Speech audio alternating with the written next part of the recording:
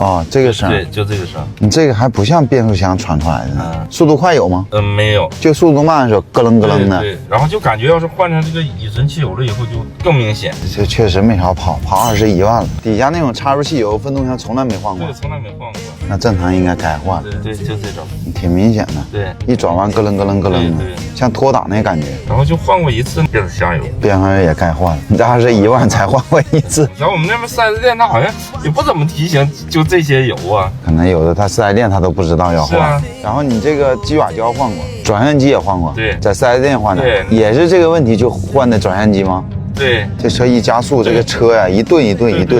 哎呦，我马上安排给你检查。这个问题其实就是我们新款 GL-E、GL-S 一个常见通病，不光是新款的车型，老款的也这样，就是分动箱传过来的。为什么分动箱会出现这种情况？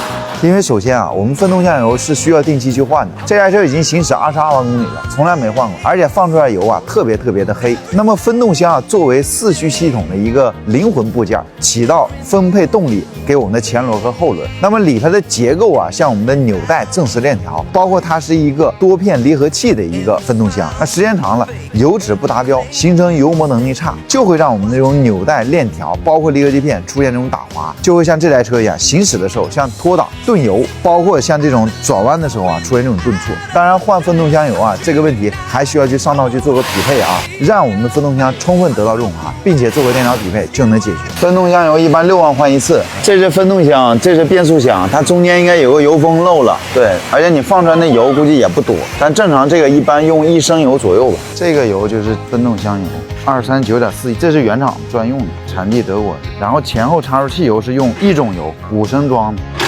然后这是变速箱油，一共是9升，我连那个耦合汽油一起给你放掉。这是那个原厂的尤利可，这都原厂的啊，3707带奔驰标。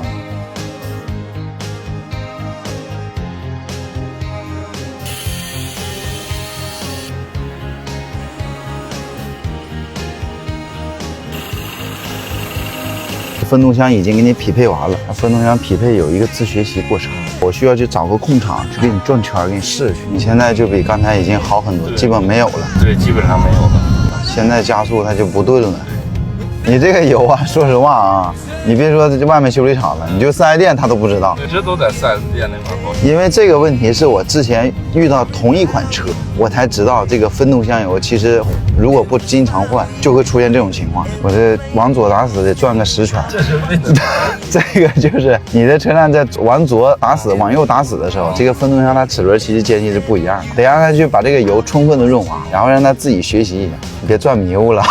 现在转弯也没啥问题，也正常。那么这台 GL-E 啊，问题已经完美解决了啊！客户说实话，辗转了很多地方，包括4S店和中修厂，其实啊，修了很多不对路子的地方，方向机也换了，包括我们的这个变速箱啊，包括鸡爪胶都换了，始终没解决。所以提醒各位车主啊，遇到这种车辆疑难故障，如果说换过1个件、2个件还解决不了的，一定要找专业的门店，这样的话能够一次性解决问题，少花冤枉钱，少走弯路，少踩坑。我是在沈阳专修奔驰的小旭。